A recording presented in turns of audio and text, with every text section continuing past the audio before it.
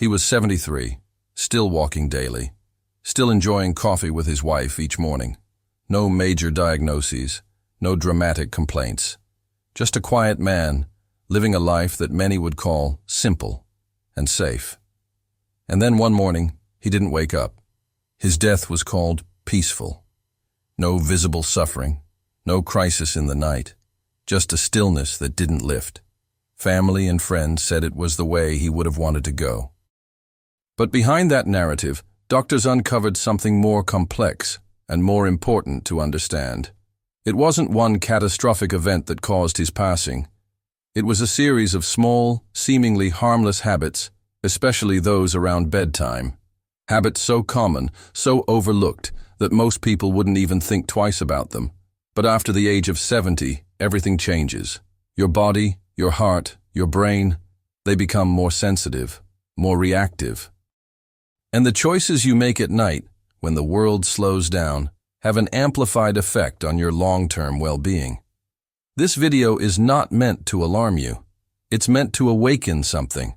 A quiet awareness, a new sense of respect for the end of the day, when your body is asking for recovery, repair, and softness. Too often, we carry habits into our later years simply because they've followed us for decades. We eat late because it's convenient. We check our phones before bed because it's comforting. We fall into sleep without a ritual, without a pause, without reflection, because we're tired and we think rest will come anyway. But sleep, after 70, is not automatic. It is earned gently, through rhythm and care. And when we ignore this, the cost accumulates, slowly, silently, sometimes fatally. In this reflection, we'll look at 4 specific nighttime habits that doctors have seen again and again in older adults, whose health declined without obvious warning. These habits aren't just bad, they're disruptive. They interfere with the body's ability to regulate blood pressure, clear toxins from the brain, stabilize heartbeat, and restore mental clarity. More importantly, they interfere with your ability to feel safe in your own body. If you're watching this, you've already done something powerful. You're choosing to pay attention. And this stage of life, more than ever, needs that kind of attention. Not fear, not obsession, but respect. You deserve to sleep well, to wake up clear, to end each day with the dignity of someone who is still deeply alive. So stay with me. We're not going to list problems. We're going to look at patterns, and more importantly, how to shift them gently, practically, and meaningfully. And tonight, when you prepare for bed, maybe you'll do so with a little more awareness. Maybe you'll recognize that the smallest habits often carry the greatest power. And maybe, just maybe, this night will be different. If this message speaks to you already, subscribe to the channel and turn on notifications for more reflections that truly honor this phase of life. And if something in this introduction touched you, comment the word wisdom. It may spark a pause in someone else who needed to read those same words tonight. Habit number 1. Eating too late at night. The first habit seems harmless. It's one of the most common patterns we see across generations, a late dinner or a small snack before bed. After all, how can a little food do harm? But after the age of 70, your body speaks a different language. And late-night eating becomes more than just a personal preference. It becomes a physiological risk. Let's begin with what actually happens in your body. Digestion is a complex process. It involves your stomach, liver, pancreas, intestines, and, most importantly, your autonomic nervous system. This is the system that keeps your body in balance without conscious effort, but it can be thrown off by what, and when, you eat. In younger years, your metabolism is faster. Your gut is more resilient. Your organs recover more easily from strain. But as you age, everything slows down. Your digestive tract becomes less efficient. Your ability to process certain foods, especially fats, sugars, and heavy proteins, becomes compromised. When you eat late at night, your body is forced into active mode when it should be preparing for deep repair. This conflict leads to several issues: increased blood sugar during sleep, elevated nighttime heart rate, disruption of melatonin production, poor sleep quality, and more frequent awakenings.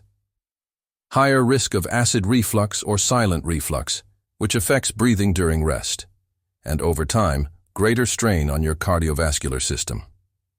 Doctors have repeatedly found links between late-night eating and increased risk of hypertension, type 2 diabetes, and heart disease in older adults. But what's more subtle, and perhaps more important, is how this habit erodes your sense of internal safety. When your body is uncomfortable at night, you may not notice it consciously, but your nervous system does. You may wake up feeling anxious, foggy, or physically off. You may chalk it up to age, but age is not the issue. Timing is. Here's what you can do. Aim to finish your last meal at least 3 hours before bedtime. Keep evening meals lighter and easier to digest. Think soups, steamed vegetables, or small portions of lean protein.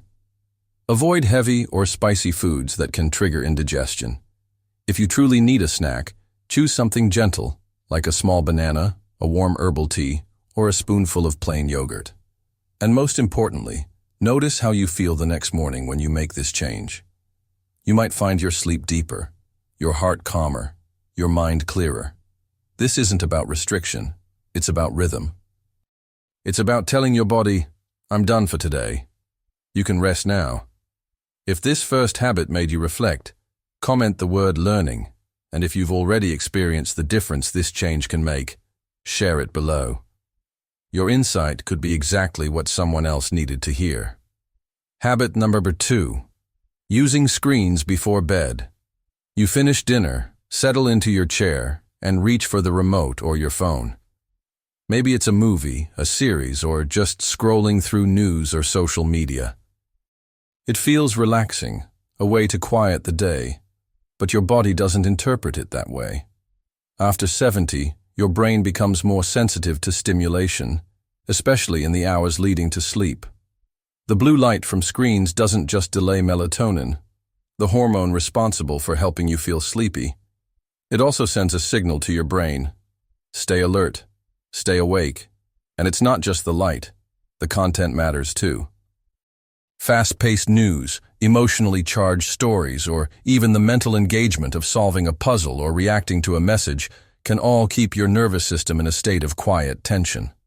For younger people, this may be manageable, but for older adults, the effects linger longer. Doctors report that older patients who spend time on screens before bed often experience more fragmented sleep, difficulty falling asleep, and early morning awakenings. It's as if the body never received a proper signal that it's time to shut down and restore. So what's the alternative?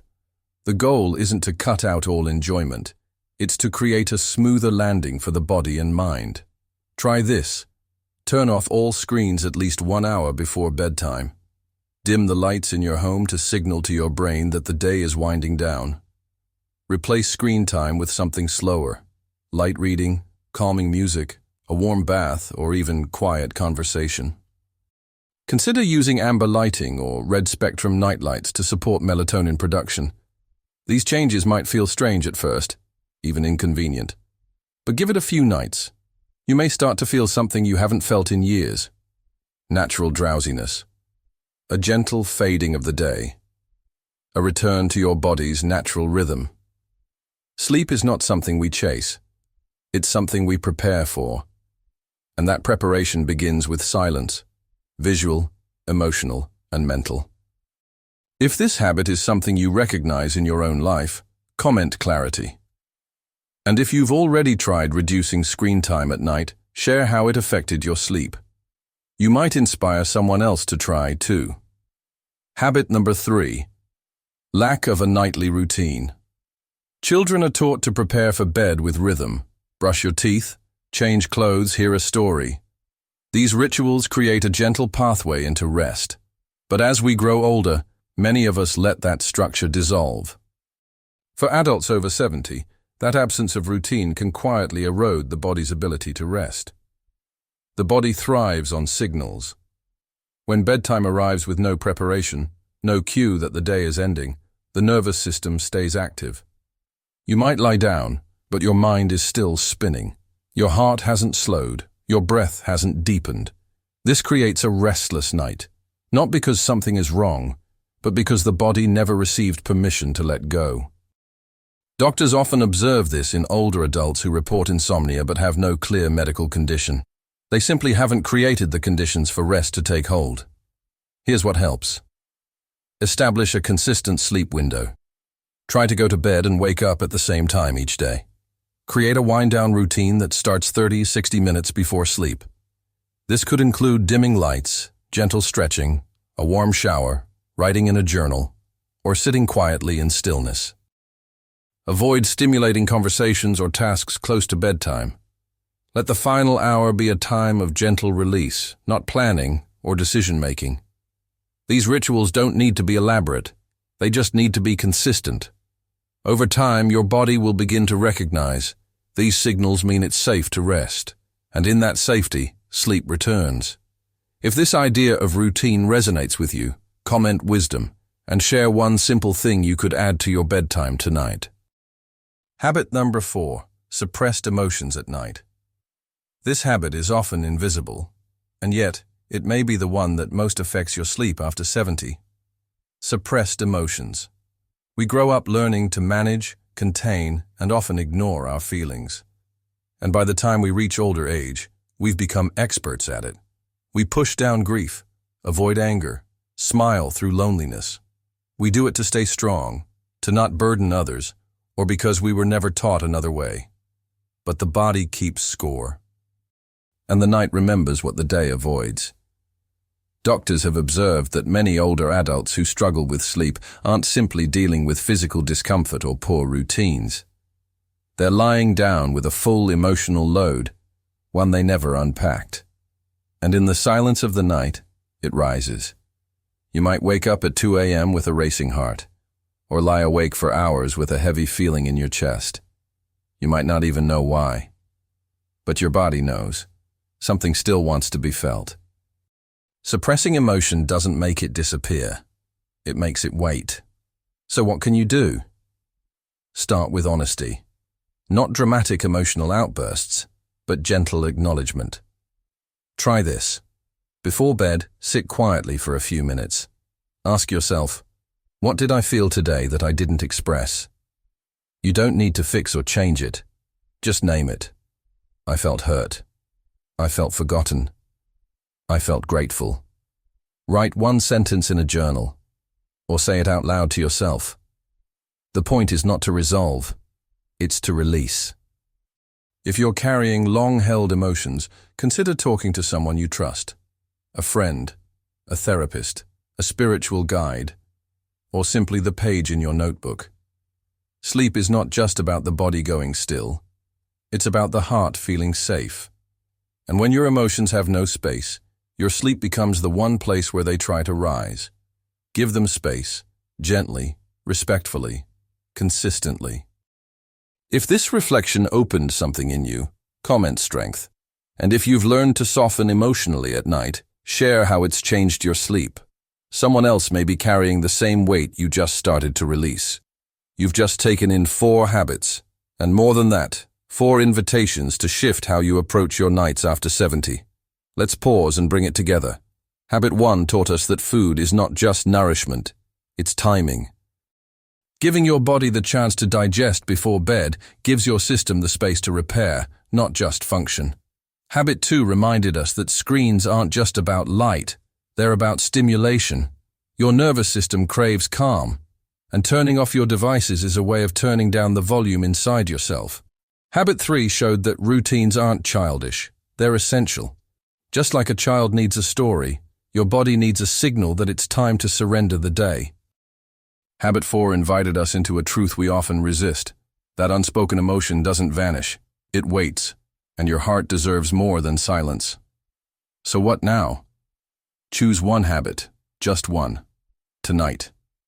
Maybe you turn off your phone an hour earlier. Maybe you eat dinner a bit sooner.